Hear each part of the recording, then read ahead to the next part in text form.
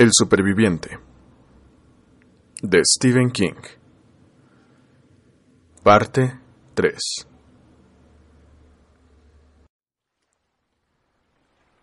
Sean bienvenidos a Historias, una sección del Ideas Podcast. Disfrútenlo.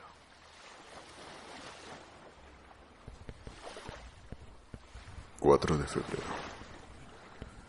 He decidido amputar el pie. Hace 4 días... que no como. Si espero más... corro el riesgo de desvanecerme en medio de la operación. Por la acción combinada del shock traumático y el hambre. En ese caso... podría morir desangrado. Y a pesar de lo desdichado que soy, aún tengo ganas de seguir viviendo. Recuerdo a un profesor de la universidad, Mockridge. Decía en anatomía básica, el viejo Mocky le llamábamos. Más tarde o temprano, la pregunta surge siempre en la carrera de un médico. ¿Hasta qué punto puede un paciente soportar el shock traumático? Y entonces señalaba con el puntero el dibujo del cuerpo humano, el hígado, los riñones, el vaso, los intestinos. Básicamente, caballeros, decía, la contestación esencial es otra pregunta. ¿Hasta qué punto el paciente quiere sobrevivir? Creo poder hacerlo, de verdad. Siento con la capacidad de hacerlo y sobrevivir. Supongo que estoy escribiendo otra vez para aplazar lo inevitable. Pero se me ocurre que no acabé de contar por qué me encuentro aquí. Tal vez deba hacerlo, por si la operación no sale bien. Tardaré solo unos minutos. Estoy seguro de que todavía habrá claridad para la operación. Y que, según mi reloj, son las 9 de la mañana. Pues la cosa es que fui a Saigón como turista. ¿Les extraña? No sé por qué. Hay miles de personas que van allí cada año, a pesar de la guerra de Nixon. También hay gente que le gusta presenciar accidentes o peleas de gallos. Bueno, mi amigo chino tenía la mercancía. Se la llevé a Ngo, quien me ratificó que era de primera clase. Me contó también que Li Tzu había gastado una de sus bromas hacía 4 meses y que su mujer había saltado hecha pedazos por los aires al poner la llave de encendido en su automóvil. Desde entonces ya no ha vuelto a hacerlo. Las malditas bromas. Me quedé en Saigón 3 semanas. Había reservado un pasaje de regreso a San Francisco en un crucero, el Calas. Primera clase. Subir a bordo con la mercancía no representó problema alguno. Ngo arregló el asunto, sobornando a 2 oficiales de aduana que se limitaron a saludarme y a hacer las maletas. La heroína iba en una bolsa de viaje. Ni siquiera la vieron. Pasar la aduana de los Estados Unidos sería mucho más difícil, me dijo Ngo, pero ese es problema únicamente suyo. No tenía la menor intención de pasar aquello por la aduana. Ronnie había contratado un buzo. Quería el trabajo por $3,000. Tenía que encontrarme con él. Ahora que lo pienso, hace 2 días. En una especie de corral llamado Regis Hotel, en San Francisco. El plan consistía en poner la mercancía en una lata, a prueba de agua, sujetos a la tapa. Un reloj y un sobre de tinta rojo. Antes de atracar, había que tirar la lata al agua, cosa que, por supuesto, yo mismo no lo iba a hacer. Estaba todavía buscando en el Calas un cocinero o un camarero al que no le viniera mal un dinero extra y que fuera lo bastante listo o lo bastante idiota como para mantener la boca cerrada cuando el Calas se hundió. No tengo ni la menor idea de cómo sucedió, ni de por qué. Se nos había echado encima un buen vendaval, pero el crucero parecía capaz de superarlo.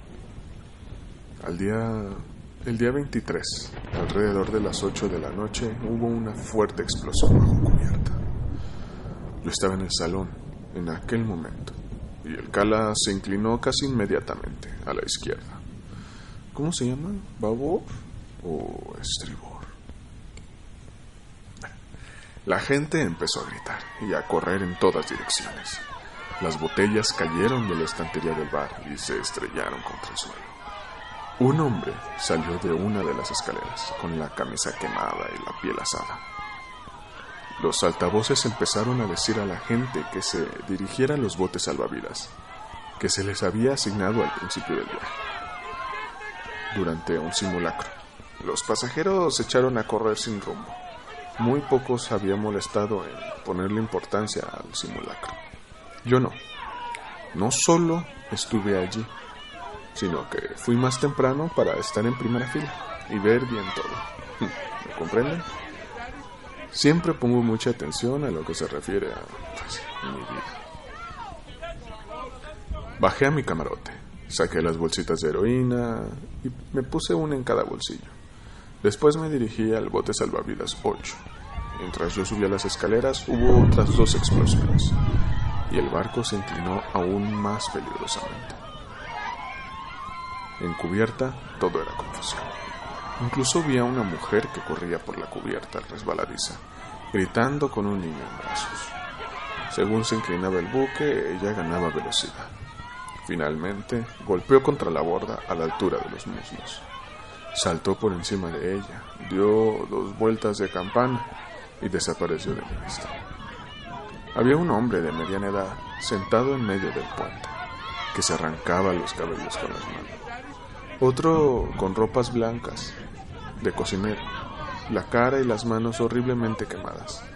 Se daba contra las paredes y gritaba: ¡Ayuda! ¡No puedo ver! El pánico era total. Se había contagiado del pasaje a la tripulación, como una epidemia. Tienen que tener en cuenta que entre la primera explosión y el hundimiento del barco pasaron solamente 20 minutos. Algunos de los botes iban repletos de gente que aullaba, y otros totalmente vacíos. El mío estaba en la zona más próxima al agua. Estaba casi desierto. Nadie más que yo y un marinero, con la cara muy pálida y llena de espinillas. «Echemos al agua enseguida, este condenado barreño», dijo, con los ojos desorbitados, «porque la maldita bañera se va a pique sin remedio». Maniobrar un bote no es nada difícil, pero con los nervios el marinero se hizo un lío con las maromas de su lado. El bote bajó 2 metros y quedó colgando. Yo más cerca del agua que él. Fui hacia su lado para ayudarle cuando empezó a gritar. Había logrado deshacer el nudo, pero al mismo tiempo se pilló la mano. La soga se deslizó sobre la palma, dejándosela en carne viva. Finalmente salió despedido de la embarcación. Acabé de deshacer el lío y libré el bote, que bajó al agua. Empecé a remar como un condenado. Remar era algo que siempre había hecho por placer, en las casas de veraneo de mis amigos. Pero ahora, por primera vez, lo hacía para salvar mi vida. Si no me alejaba del Calas antes de que se hundiera, me arrastraría con él. 5 minutos más tarde, se hundió. No escapé del todo de la succión. Tuve que remar desesperadamente, solo para permanecer en el maldito mismo lugar. Se hundió muy deprisa. Todavía había gente aferrada a la borda, gritando. Parecía una banda de monos. La borrasca empeoró. Perdí un remo. Pasé la noche en una especie de pesadilla, achicando el agua del bote primero, maniobrando con el único remo que me quedaba. Después, para mantener la proa contra el oleaje. Antes del amanecer del 24, las olas empezaron a empujarme por la popa. El bote adquirió una cierta velocidad, lo cual es aterrador, pero al mismo tiempo constituye un alivio. De pronto los tablones fueron arrancados de debajo de mis pies, pero el bote no se hundió. Había encallado a ese montón de piedras olvidado del mundo. Ni siquiera sé dónde estoy. No tengo la menor idea. La navegación nunca es mi punto fuerte. Pero sí sé qué tengo que hacer. Estas pueden ser mis últimas notas. Pero algo me dice que se dará bien. ¿Acaso no he conseguido siempre lo que me he propuesto? Además, hoy se hacen maravillas con las prótesis. Y podré moverme con un solo pie con toda comodidad. Ha llegado el momento de ver si soy tan extraordinario como creo. Me deseo buena suerte.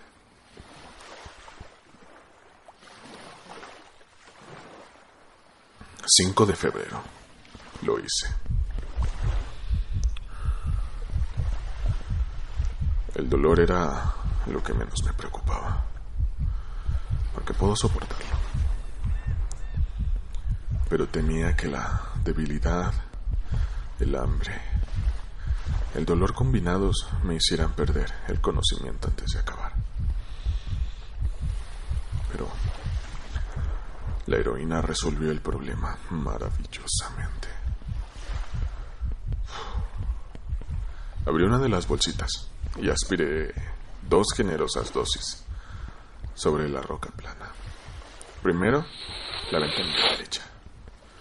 Luego, la izquierda. Era una especie de hielo, deslumbradoramente anestésico, que invadía mi cerebro totalmente. Aspiré la heroína al dejar de escribir ayer, a las 9:45. Cuando volví a mirar la hora, las sombras se habían movido, dejándome parte del cuerpo al sol. Y eran las 12:41. Me había dormido. Nunca había imaginado que fuese tan fantástico. Y no comprendo por qué le tenía tanto miedo. El dolor, el miedo, la infelicidad, todo había desaparecido, dejando solo una calma eufórica. Operé en esas condiciones. Como era de esperar, sentí un dolor agudísimo, especialmente en la primera parte de la operación. Pero el dolor parecía desconectado de mí, como si fuera de otro. Me molestaba, pero me resultaba extraordinariamente interesante. ¿Sí pueden entender lo que digo? Si alguna vez han empleado algún calmante con una fuerte base de morfina, sabrán de qué hablo. Hace algo más que mitigar el dolor. Induce un estado mental, una cierta serenidad. Entiendo por qué la gente se queda tan colgada, aunque esa sea una palabra horrorosamente fuerte y que usa en general la gente que nunca lo ha probado. A media operación el dolor empezó a ser algo más personal.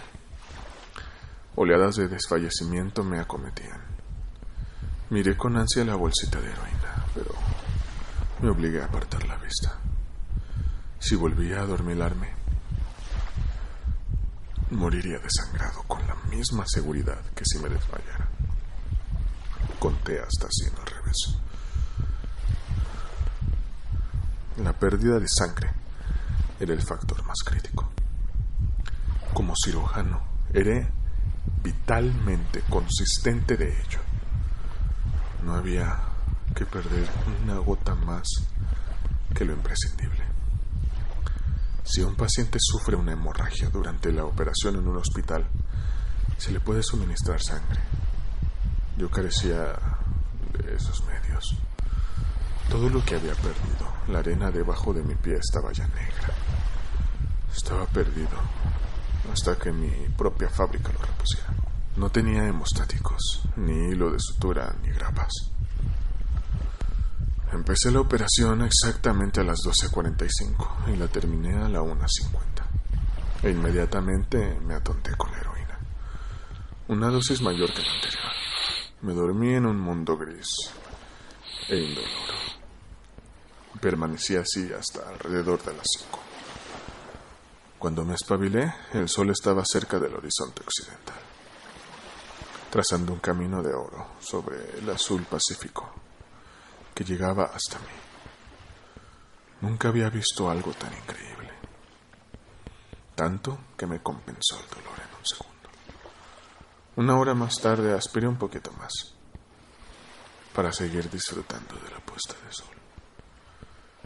Poco después de hacerse noche, Esperen. Les he contado que no he comido absolutamente nada en 4 días y que lo único que tenía a mi alcance para recuperar mis energías era, pues, mi propio cuerpo. Después de todo, ¿no se ha dicho una y otra vez que la supervivencia es una cuestión mental? ¿De una mente superior? La verdad es que no voy a justificarme diciendo que cualquiera hubiera hecho lo mismo. En primer lugar, hay que ser cirujano. Y aún conociendo la técnica de amputación, es posible hacer una carnicería y desangrarse de todos modos. Y aún en el caso de poder sobrevivir a la amputación y al shock traumático, jamás se le ocurriría algo semejante a alguien convencional. No importa. Nadie tiene por qué enterarse. Lo último que haré antes de abandonar esta isla será destruir este libro. Y de verdad, tuve mucho cuidado. Lavé muy bien ese pie antes de comérmelo.